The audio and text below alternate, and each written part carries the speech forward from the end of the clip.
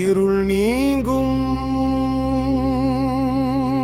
தருணம் இது, ஒளி பிறக்கும் கணம் இது, தேவர்கள் காத்த நொடி இது, தெய்வம் தரும் புதிய தொடக்கம்.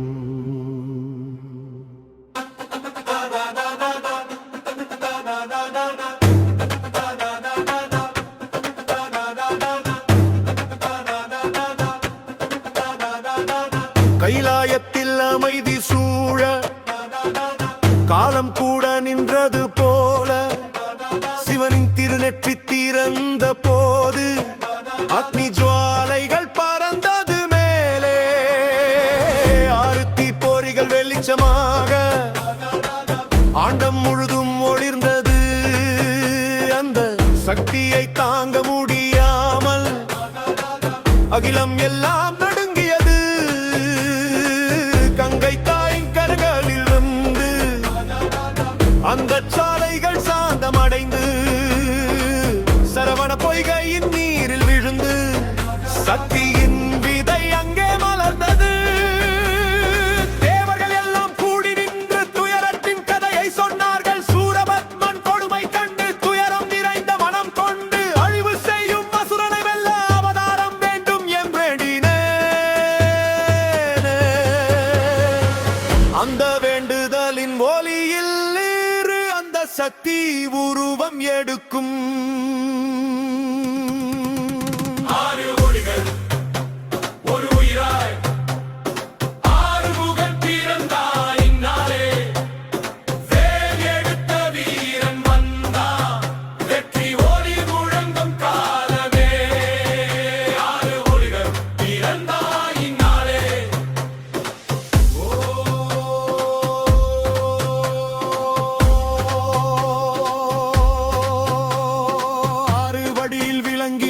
குமரன் அன்னையின் அணைப்பில் ஒன்று ஆனான். பார்வதி கருணையில் இணைந்த உடல் பரமன் அருளால் பெற்றான் பலம்.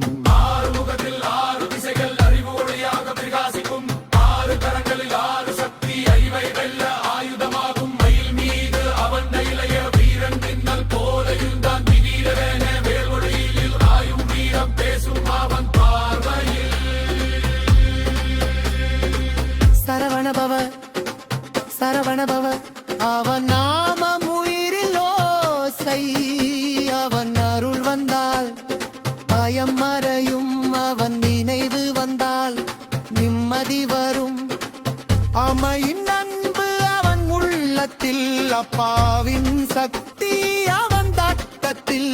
இரண்டு உலகமும் இணையும் தருணம் இவன் பிறந்த இந்த கணத்தில்.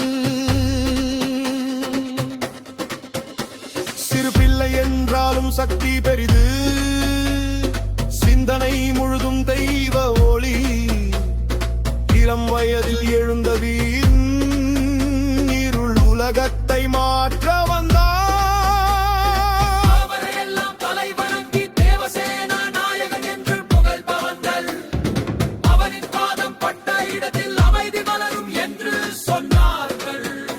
அவன் நடையில் அதிரும் பூமி. அவன் சுவாசம் புயலாய் வீசும். அவன் சிரிப்பில் சூரியன் உதிக்கும். அவன் கோபத்தில் அசுரன் அழியும்.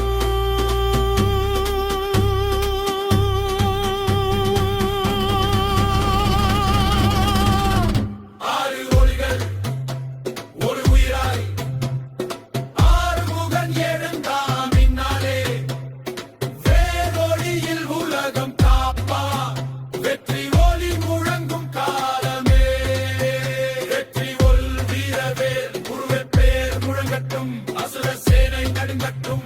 அவனடி ஒலி கேட்கட்டும். மின்னல் போ